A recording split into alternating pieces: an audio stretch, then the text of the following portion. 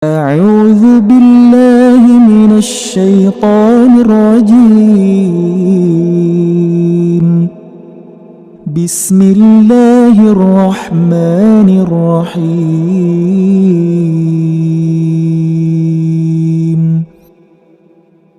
Bismillahirrahmanirrahim. Assalamualaikum warahmatullahi wabarakatuh. Innal hamdalillahi nahmaduhu wa nasta'inuhu wa nastaghfiruh wa nusalli ala Muhammad wa ala ali Muhammad. Pemirsa yang dirahmati Allah Subhanahu wa taala, jumpa lagi di channel Zaman Akhir. Bagaimana kabar semuanya? Semoga sehat walafiat dan dalam lindungan Allah Subhanahu wa taala. Pemirsa yang dirahmati Allah Subhanahu wa taala, video kali ini kita akan membahas perjalanan pertama Dzulqarnain ke arah barat. Dalam penjelajahannya ke arah barat, Dzulqarnain berhenti di tepi laut dan menyaksikan saat sunset atau saat matahari terbenam. Di dalam Al-Quran disebut Dzulqarnain menyaksikan saat matahari terbenam di laut yang berlumpur hitam. Di sekitar pantai tersebut, Dzulqarnain menemukan satu komunitas yang tidak memahami percakapan orang luar. Mereka juga tidak menyembah Allah Subhanahu wa taala. Kemudian Dzulqarnain berdakwah kepada komunitas tersebut.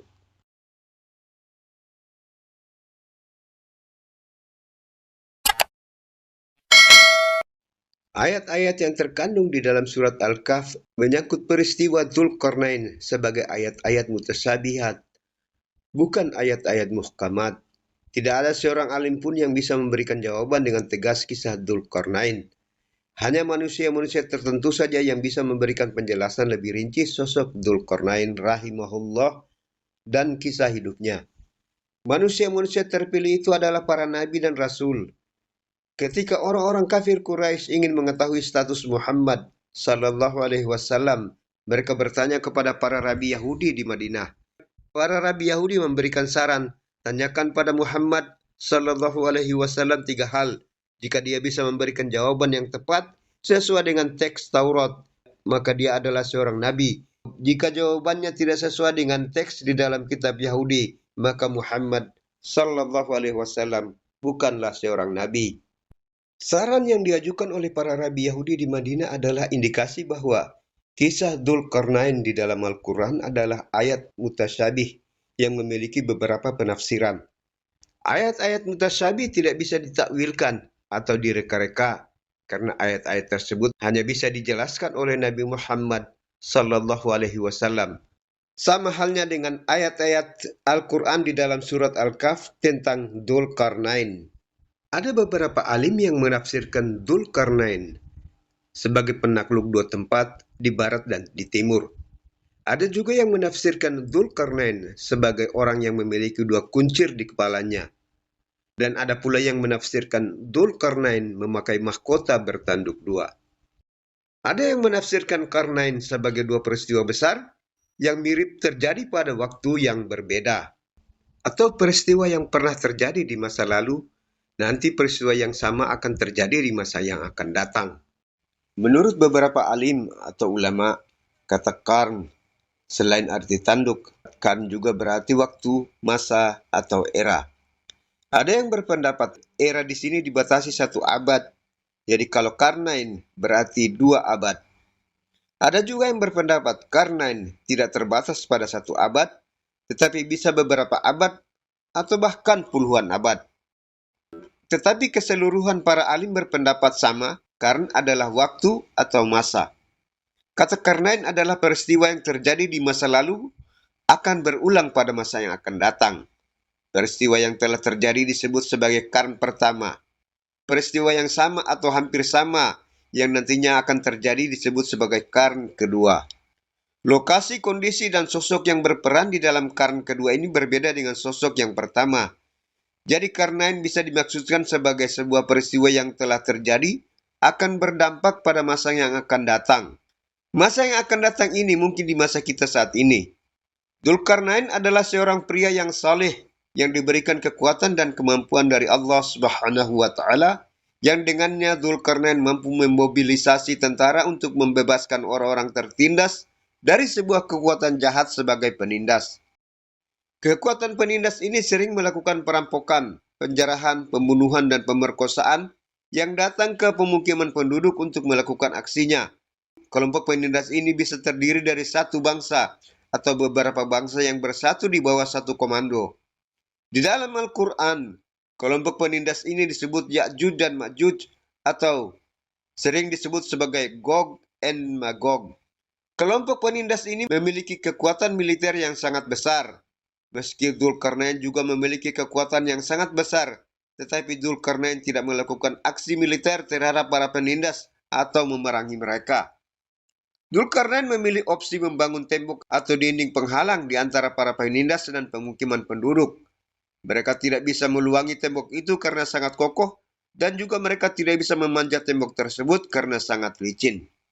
Menurut para ahli, konstruksi tembok yang dibangun Dzulkarnain sangat kokoh, dibangun dari besi yang dipanaskan, kemudian besi yang panas tersebut dilapisi dengan tembaga cair yang menutupi seluruh kerangka besi yang tersusun. Lapisan tembaga ini akan menghalangi atau setidaknya memperlambat proses korosif pada besi.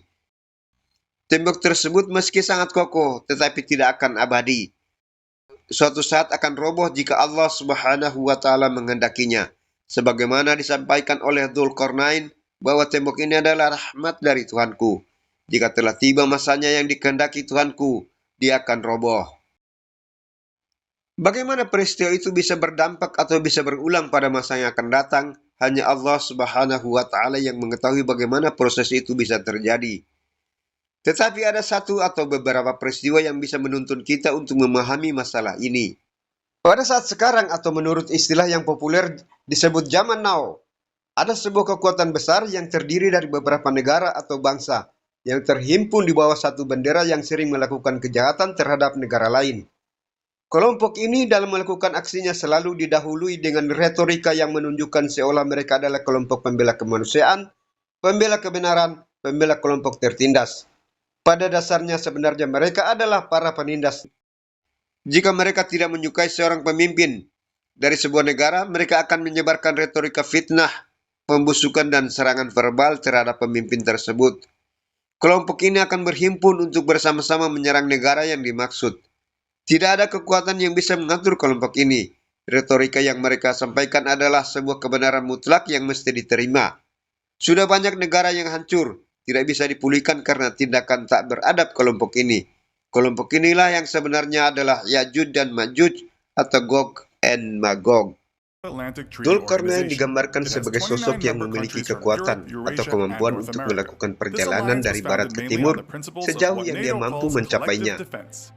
Dan Dzulkarnain juga digambarkan sebagai seorang pria yang memiliki iman, memiliki keyakinan akan keberadaan Allah Subhanahu wa Ta'ala, Tuhan yang Maha Tinggi, memiliki rasa takut akan hukuman yang akan diberikan Allah Subhanahu wa Ta'ala pada dirinya di hari penghakiman kelak. Sifat-sifat inilah yang menjadikan Dzulkarnain tidak menindas atau menjajah penduduk di semua wilayah yang dilaluinya. Sebaliknya, Dzulkarnain membebaskan penduduk di semua wilayah yang dilaluinya dari penindasan dan perbudakan. Dzulkarnain juga diberikan opsi untuk menghukum para penindas ini atau membebaskan mereka dari hukuman. Sebagaimana firman Allah Subhanahu wa Ta'ala di dalam Al-Quran surah Al-Kahf 86. Hatta idza balagha maghrib asy-syamsi wajadaha taghrubu fi 'ainin hamiyatin wa wajada 'indaha qauma قلنا يا ذا القرنين إما أن تعذب وإما أن تتخذ فيهم حسنا. Dalam perjalanannya ke arah barat, Dzulkarnain tiba di tepi pantai saat matahari akan terbenam, di mana sejauh mata memandang tidak terlihat daratan. Hal ini disebutkan di dalam Al-Quran. Dzulkarnain tiba di tempat matahari terbenam di laut yang berlumpur hitam. Di sekitar pantai itu, Dzulkarnain bertemu dengan satu kaum atau komunitas yang tidak memahami percakapan orang luar. Selain itu, komunitas ini juga tidak menyembah Allah Subhanahu wa Ta'ala. Dzulkarnain tidak mengajak mereka untuk ingkar kepada Allah Subhanahu wa Ta'ala, tidak menawarkan sampahnya atau whisky, tidak mengajak komunitas tersebut untuk hidup permisifme, yang mengajarkan hidup bersama tanpa ikatan antara pria dan wanita. Dzulkarnain tidak mengajarkan sesama pria boleh menikah pada komunitas tersebut. Dzulkarnain tidak mengeksploitasi sumber daya alam komunitas tersebut. Sebaliknya, Dzulkarnain mendakwahkan tauhid dan mengajak mereka untuk beriman kepada Allah Subhanahu wa Ta'ala. Dzulkarnain juga diberikan opsi, boleh menghukum mereka yang tidak mau beriman kepada Allah Subhanahu wa Ta'ala, tetapi Dzulkarnain memilih untuk mengampuni mereka. Ulama ahli tafsir berpendapat, pantai yang dimaksudkan adalah negara Georgia saat ini, yang berada di tepi Laut Hitam di Kaukasus Selatan. Negara Georgia terisolasi antara pegunungan Kaukasus dan Laut Hitam selama ribuan tahun. Berbeda dengan Dzulkarnain yang mengajak penduduk di setiap wilayah yang dilaluinya untuk beriman kepada Allah Subhanahu wa Ta'ala, dan khusus kepada orang-orang yang melakukan penindasan, mereka diampuni dan diajak untuk beriman kepada Allah Subhanahu wa Ta'ala. Ada satu kelompok yang terdiri dari beberapa negara atau bangsa yang berhimpun di bawah satu bendera, memiliki kekuatan militer yang sangat besar yang digunakan untuk menindas bangsa lain. Dalam memulai setiap aksinya selalu melemparkan propaganda dan retorika bahwa mereka adalah pembela kemanusiaan, pembela keadilan, dan pembela orang-orang tertindas. Pada dasarnya mereka adalah kaum penindas. Di setiap wilayah yang mereka datangi, selalu menyebarkan kerusakan akhlak, menyebarkan paham permisifme, hidup bersama tanpa ikatan antara wanita dan pria dengan dalih hak asasi manusia, menyebarkan LGBTQ, di mana pria dengan pria atau wanita dengan wanita boleh menikah, yang direstui oleh negara. Jika ada satu negara yang tidak menyetujui, akan diberi stempel sebagai pelanggar hak asasi manusia. Mereka bertindak sebagai penjaga HAM. Sejatinya mereka adalah pelanggar HAM. Kan kedua akan berlaku di masa kini. Mungkin akan terjadi beberapa tahun lagi. Akan muncul sosok yang akan diberi kekuatan oleh Allah Subhanahu wa Ta'ala, yang akan menghancurkan para penindas sebenarnya. Itu gift dari mana?